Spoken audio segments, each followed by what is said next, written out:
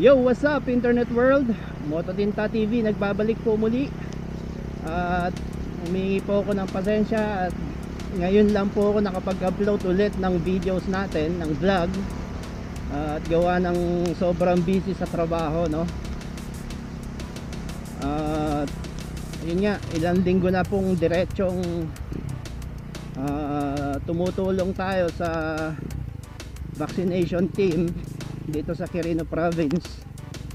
At yun nga, marami nang navaksinan ng Pfizer, ng Gamaleya, Sinovac. Ayan, yan yung mga options na vaccines dito sa aming probinsya, no? At ang pagkakaalam ko, Quirino Province lang yata dito sa Region 2 ang nabigyan ng Pfizer vaccine. Yun pa lang, napaka swerte na ng Quirino Province. At marami talagang gustong magpabakuna ng Pfizer. Well, kahit anong brand naman okay lang naman. Gaya nga sa akin nung Sinovac nga ang binigay sa akin, at awa ng Diyos naka ilang exposure na rin ako sa mga positive na kasama, kakilala. Awa ng Diyos, negative pa rin naman. So yun nga mga katintano, pag-uusapan natin ngayon ay sulit nga ba ang Dominar 400 for daily use. Yan. Well, para sa akin okay naman. Well, galing kasi ako sa Rouser 180, sa NS200. Mas matipid talaga yung mga motor na yon, given na yon, dahil 180cc nga. Ito kasi 400cc. Pero if you would compare this to other 400cc bikes, ito yung pinakamatipid sa kanilang category.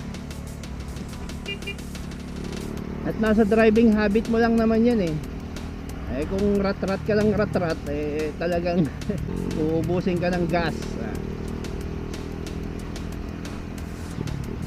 Matakaw talaga.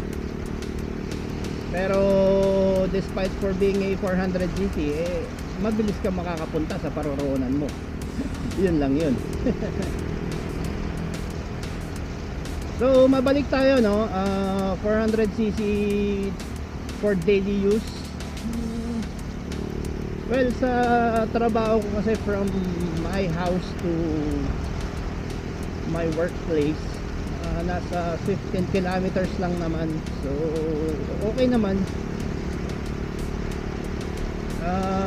Yung 29 to 30 liters per kilometer, okay naman siya. Wow. Sulit na sulit ko din. Tsaka hindi naman ako rat-rat na magpatakbo So ipapakita ko din sa inyo mga katinta ang daytime job ko. Ayan. Kung ano ang sitwasyon namin ngayon.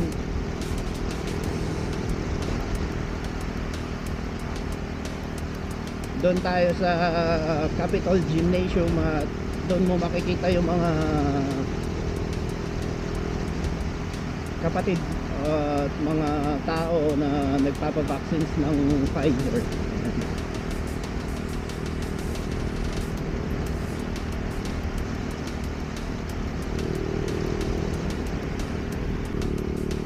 So pag sinabing 400cc kasi, unang sinasabi ng mga iba, impression nila naku, matakaw sa gas yan.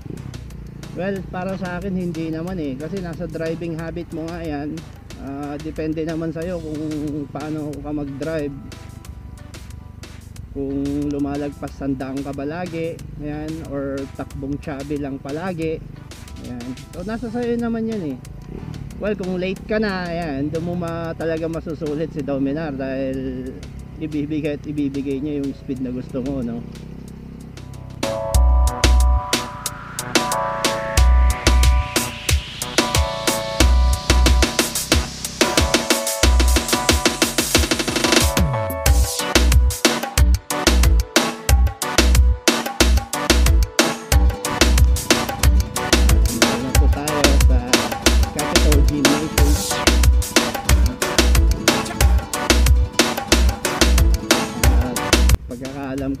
madami na. Kasi yung mga iba madaling araw pa lang pumipila na, pero ang call time naman talaga is 8 o'clock ang vaccination, start ng vaccination. Pero madaling araw pa lang talagang madami ng ano pumipila, no.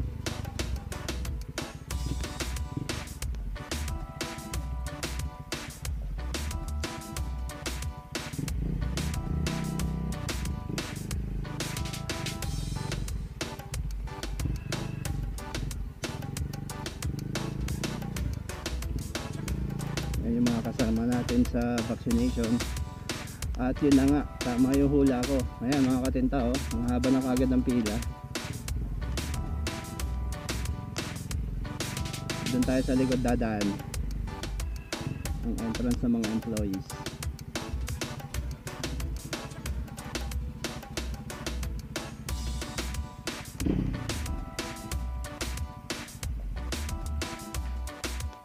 Okay.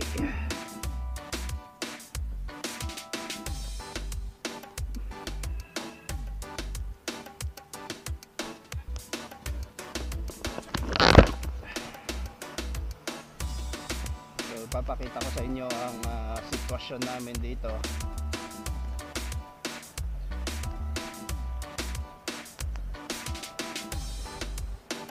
Yan. O, diba? Ayan, o. Ang gano'ng kadami.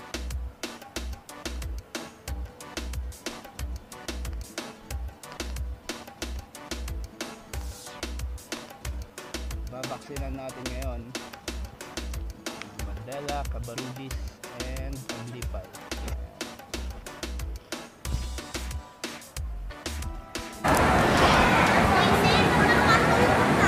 Second day.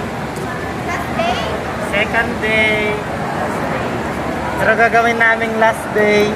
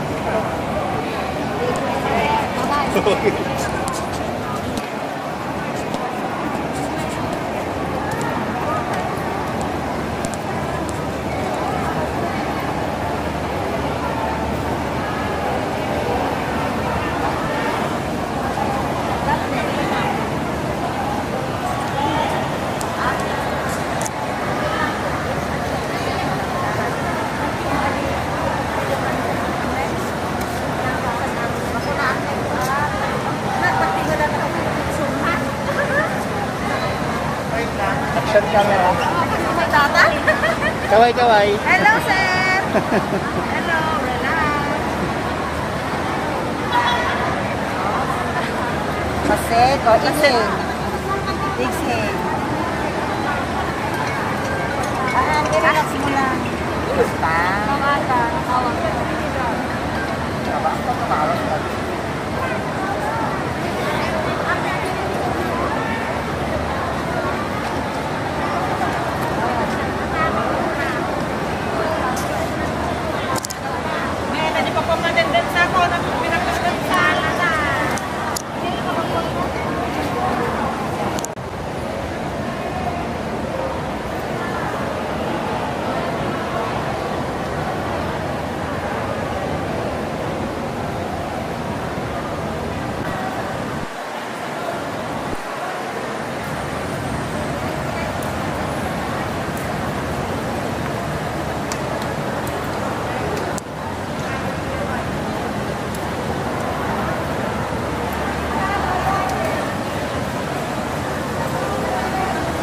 Ay, shoutout naman dyan.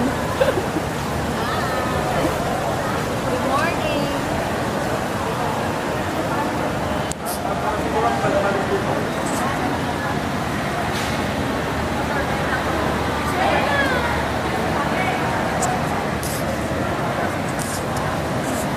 Shout out.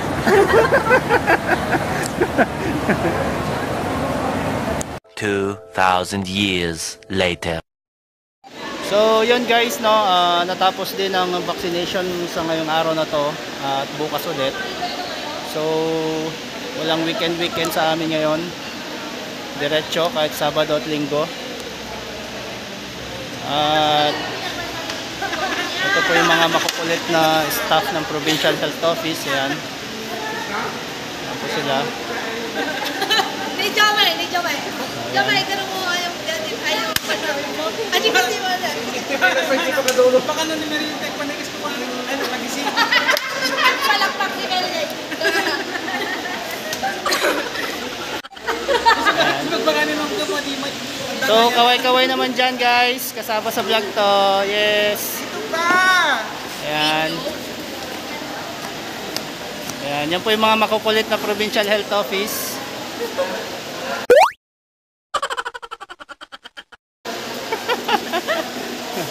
Shoutout naman dyan. Shout out! Shout! It's your number one! Shoutout guys. Provincial Health Office staffs. Ayan. Ayun, addict sa ML. Yun. Uy! Uy!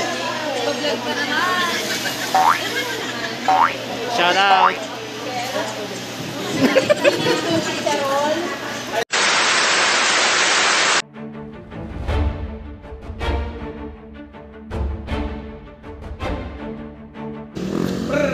Tugong! Barinig kita sa mukha! So yun nga guys, no, natapos na ang vaccination for this day. So far successful naman. Naturukan naman lahat ng mga nagpunta. Hanggang Wednesday pa tong Pfizer vaccination na to eh.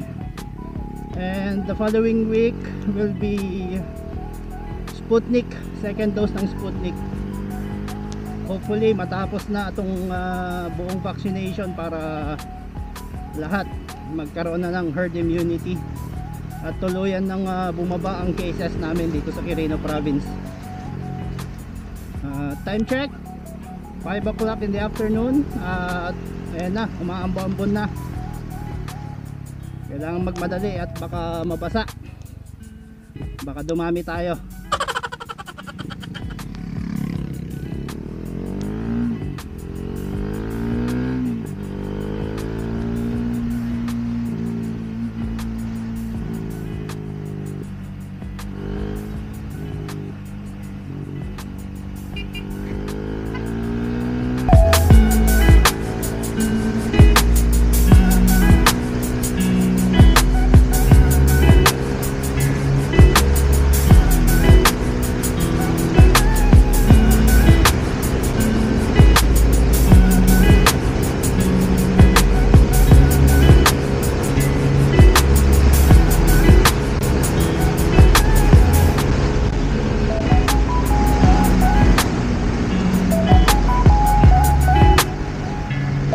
Dito na lang muna tong vlog natin guys, at maraming salamat po sa mga sumuporta at sa mga hindi pa nakasubscribe baka naman please subscribe and pakihit na rin yung notification bell mga katinta, no, para sa mga future updates ng videos natin.